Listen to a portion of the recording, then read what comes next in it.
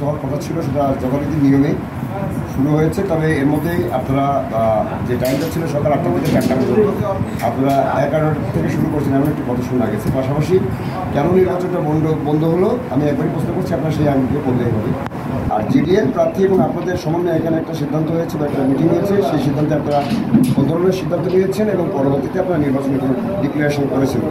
পাশাপাশি প্রার্থীরা যারা বলেছেন যে নির্বাচন পিছনের কারণে তারা যে ক্ষতিগ্রস্ত হয়েছেন, তো এই দিক থেকে আসলে তারা তাদের ব্যাপারে আপনার সুস্পষ্ট কোনো বক্তব্য আপনাদের আছে কি?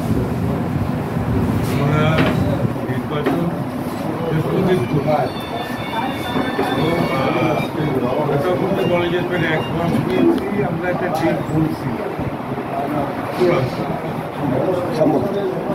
না, সেটা আমরা কমিটি আছি, আমরা বলবো আমাদের যারা প্রার্থী আছেন তাদের সাথে মত নির্মাণ করবো।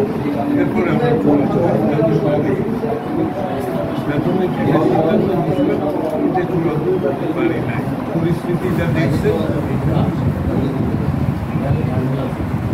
শেয়ারক আপনারা যে সিদ্ধান্ত নিয়েছেন এটা সম্ভাব্য ডেট 10ই ফেব্রুয়ারি সম্ভব, হয়তো এমন একটা ডেট নিয়েছেন আপনারা, তো তার বিপরীতে যারা প্রার্থী ছিল তারা এই সিদ্ধান্তটা মেনে নিয়েছে কিনা? বললাম বিভিন্ন রকম মত আছে, আমরা খুব তাড়াতাড়ি সকল প্রার্থীদের থেকে একটা মত করে আমরা চূড়ান্ত এবং আমাদের কাজগুলো আমাদের অনিচ্ছাকৃত ত্রুটির জন্যে পারি নাই, সেগুলো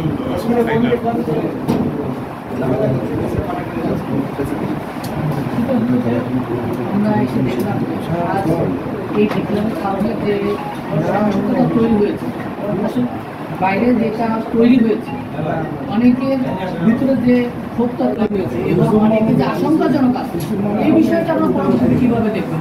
কোনো দোকানদারের কোনো ব্যবসায়ী যদি কোনো ক্ষতি হয়, এই বিষয়টা কীভাবে দেখবেন? কিন্তু এত বড় একটা ঘটনার পরে একটা সাময়িক উত্তেজনা হইতেই পারে, এটা কোনো মারাত্মক কিছু হবে বলে আমার মনে হয় না।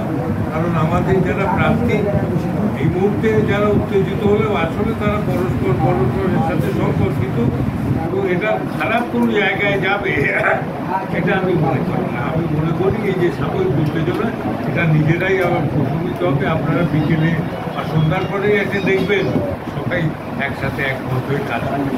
আরেকটা বিষয় সেটা হলো যে আজ নির্বাচন হওয়ার কথা ছিল, আসলে মানুষ বিগত যে